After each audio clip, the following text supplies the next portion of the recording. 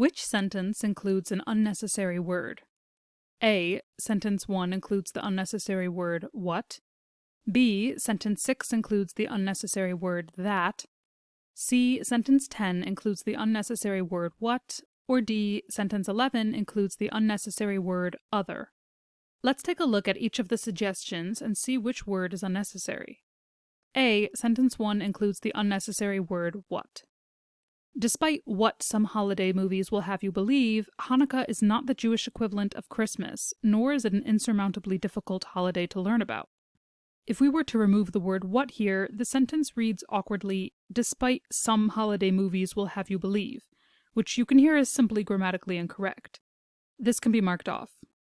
B. Sentence 6 includes the unnecessary word that. You may have heard Hanukkah referred to as the Festival of Lights, and that might already be familiar with the menorah.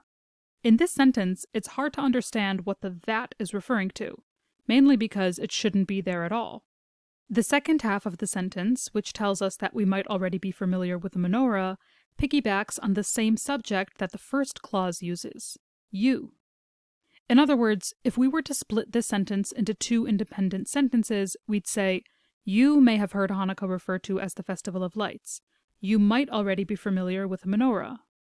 Because this clause already has a subject, and the that here is unnecessary, this is likely our final answer, but we'll take a look at the other choices just to be sure. C. Sentence 10 includes the unnecessary word what.